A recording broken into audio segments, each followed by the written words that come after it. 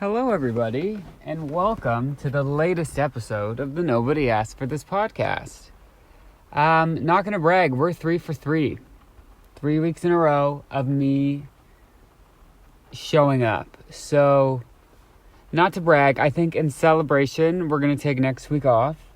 No, I'm just kidding. But yeah, I hope everyone has had a great week since we last spoke. Or I guess we're not really speaking. I guess we're not speaking as in we're in a fight. I mean, what do I mean? I don't know. Anyway, I don't know if you can hear. It is absolutely pouring. It is a torrential downpour here. I don't know if winter has started yet. Has winter started? I feel like it might have. Is it winter yet? When does winter start? I'm going to Google it. The seasons are so confusing. When does winter start? I think like the 20s. Yeah, December 21st. Okay, so we're getting there, and that actually makes me want to hurl. This fall has fallen by. The fall has fallen. And I don't know. I just feel like we went from summer to, it feels like it's still August for some reason. I don't know if that's like a universal experience or that's just a me thing. Does anyone else feel like it's still August? Raise your hand. I'm not seeing any hands. But that's okay. An interesting thing about this year in particular, I've had a terrible time, just period. No, I've had a terrible time keeping up with what month we're in, to the point where I've probably almost given myself food poisoning 3 or 4 times because I'll look at the expiration date of something and I'm like, oh yeah, no, I just bought that. I just opened this pack of ground beef. And it's like, no, you opened this package of ground beef 2 weeks ago and it's been sitting growing like E. coli in your fridge and you're about to eat it.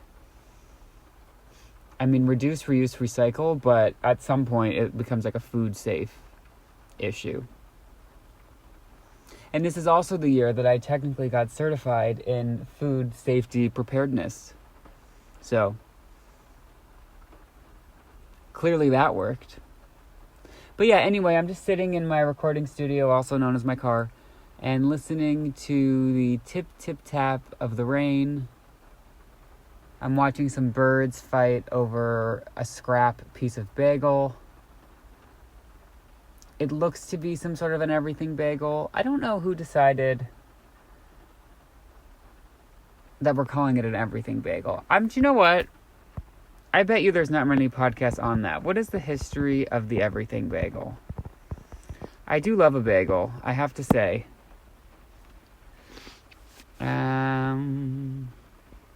The everything bagel emerged from New York Jewish bakeries likely in the 1970s or early 1980s, with David Gussin widely credited for inventing and naming it around 1980 at Charlie's Bagels in Queens by combining leftover toppings: sesame, poppy, garlic, onion, and salt. What a combo. Okay. I'm a little shocked that it wasn't invented by Joe of Trader Joe's and the everything but the bagel seasoning. Also, I have questions about poppy seeds. I just read a book, not to brag. I read a non-fiction book. I know, it's so not like me. But, I can't remember what it was called, but it was about Oxycontin, essentially.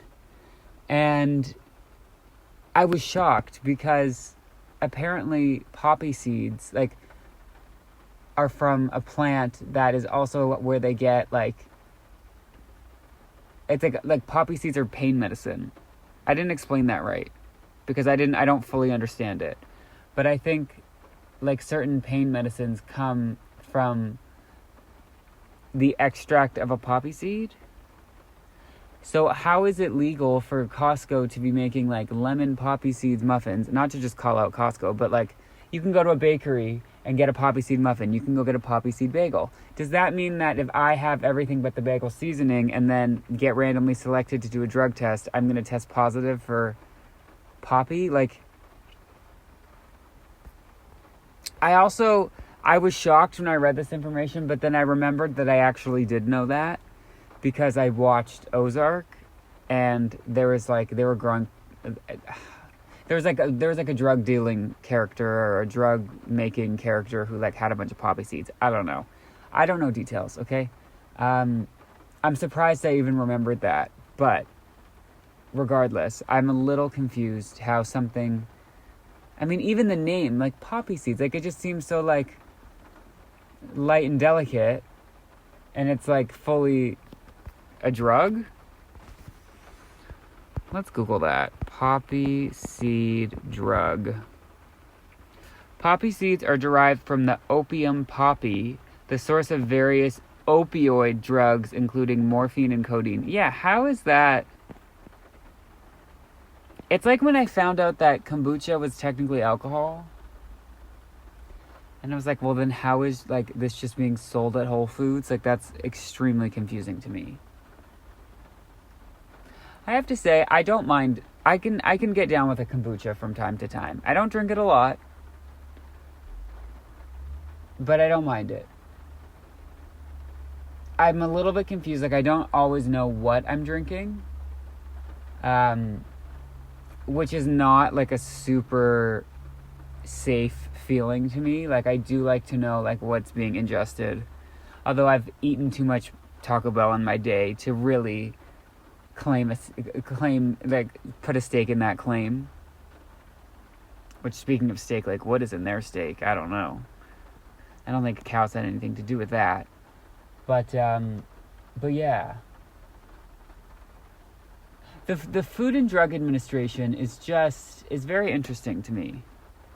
Also, why is one administration involved in both food and drugs? I think there's, like, is there like a food sector and a drug sector, or is it the same person doing both? Because I feel like we could separate those two. It could be like the Food Administration and then the Drug Administration. I don't know why food and drug is linked together. And if, you know, not to call anyone out, I haven't fully done my research, but like from what I read in this book, they're not exactly doing the best job. But then really, who is, you know? Anyway, what else has been going on? So we have about like, how many more weeks of this year are left? 1, 2, 3. Exactly 3 weeks left of I almost said 2019. Of 2025. I'm starting to get a little bit nervous. I'm starting to sweat a little bit. You can hear my heartbeat pick up the pace, as my gym teacher would always say. Because I have not done my New Year's resolution. I am so far from having completed my New Year's resolution that I'm starting to think that I'm not going to do it. Because my New Year's resolution was to make granola, to make yogurt from scratch, and make peanut butter from scratch. And then combine all of that to make a 100% homemade, homestead yogurt parfait, yogurt bowl. Because this was the year of the yogurt bowl for me personally, and then I think the world. Because that's what I see on the internet. Here's the thing. I've talked about this phenomena before. Do you know how, and I don't have TikTok, not to brag, I do have YouTube Shorts. And my YouTube Shorts shows me a lot of content that is related to like the YouTube videos I'm watching. So if I'm watching videos about, you know, yogurt bowls, it's going to show me videos of yogurt, like YouTube Shorts of yogurt bowls. So I'm assuming the other apps work the same, you know, Reels, TikTok. So to me, yogurt bowls have gone viral. But like, if I wasn't Googling, you know, yogurt bowl videos, which I don't think I'm doing, but you know what I mean? Like, if I wasn't seeking out this content, would my YouTube Shorts all be about yogurt bowls? Like, are you all seeing yogurt bowls on your YouTube Shorts? My point being, there's really no such thing as viral anymore, because we're all just being shown like what the FBI agent that controls our phone wants us to see. And that's so individualized and personal because they're listening to us, allegedly, that, like, what I'm seeing come up on my feed, is that what's trending, or is that what they're pushing to me? I mean, whoever does my advertising on my phone, like, whoever lives inside my phone and sends me ads, keep up the good work. Like, you deserve a Christmas bonus. I have spent so much freaking money in the past 10 days. Since December started, because I really think they, like, upped the ante in December, because I know people are shopping, to the point where, like, anyone that I haven't bought a gift for yet, I love you, you're getting a card. You're getting a card from the dollar store, and I will pour out my heart into the card and just hope that when people say it's the thought that counts, that they actually mean it, because I just no longer have the resources to buy monetary gifts. Because again, I still have to buy the ingredients to make a yogurt bowl. And, like, nuts are expensive. You know what's ridiculous? A bag of pine nuts is like $50. Now, it's a large bag, but still, $50. Who can afford that? That's 1/10 of $500. That's a little bit nuts. Literally a little bit nuts. I didn't even do that on purpose. Like, that's crazy. Where are they making up these prices? I feel like such a commentator today. I'm, like, talking about the Food and Drug Administration and the economy. Stuff I'm so not qualified to talk about. But, like, at the end of the day, I think that's what we're all doing. We're all just kind of crossing our fingers, hoping that whatever we say is not going to get us, it's not going to make us look stupid. Because, I mean, if anyone has listened to the over 150 episodes of the Nobody Asked for this podcast, you know how scared I am of sounding stupid.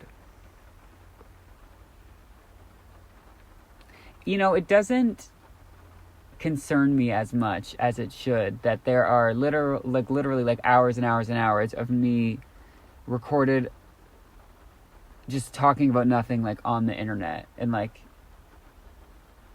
I'm able to sleep. Like, I don't feel weird about that. I feel like I probably should. Not to brag. I guess we all have our talents. I don't know. What was I talking about? We started talking about everything bagels, and then we got to the FBI, the Food and Drug Administration, my yogurt bowl. Oh yes, my yogurt bowl. I really hope that I get there with that.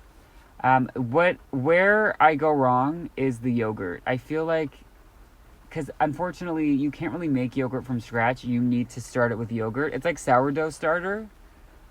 How do you make sourdough starter? Is there starter for sourdough starter? I'm going to Google that. I don't know that I'll ever be a person that makes sourdough, but it might be good to know.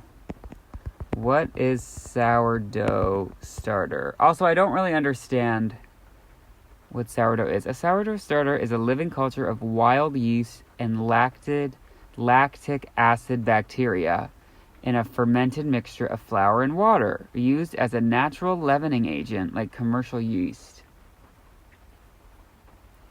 Okay, so I said words there. I don't know what they mean. So, that will not be... Note to self, don't make my 2026 resolution. I hope it's a revolution. Resolution to be the, making sourdough, because I can barely get this damn yogurt bowl down. Anyway, I wonder if the rain is affecting the audio. I actually hope so, because I feel like I haven't said anything of substance, except that quick, brief description of where the Everything Bagel came from, courtesy of Google. Google really is the silent host of this podcast, and for that I am grateful. I'm going to go before it gets even weirder, but I just want to do a quick check-in, say hey, reassure you that I'm not, going to hiatus again, because I'm sure everyone's just, so worried. But, yeah, if you have listened to the end of this, I guess that means that you can hear me now, so thank you. I appreciate it. If you like what you heard, you can go to podcastnobodyaskforthis.podbean.com. If you hate what you heard, I would probably recommend that you stay away from the URL podcastnobodyaskforthis.podbean.com. If you never want to hear me again, I would say don't go into Spotify or Apple Podcast and type in Nobody Asked for This. And if you really hated it, then don't listen next week. But if you liked it, then do the opposite of what I just said. So, thank you so much. Have a great I'll see you in the middle of December, which is crazy town. And let's finish out this fall strong, okay, everybody? Let's do this thing. Okay, talk to you next week. Bye.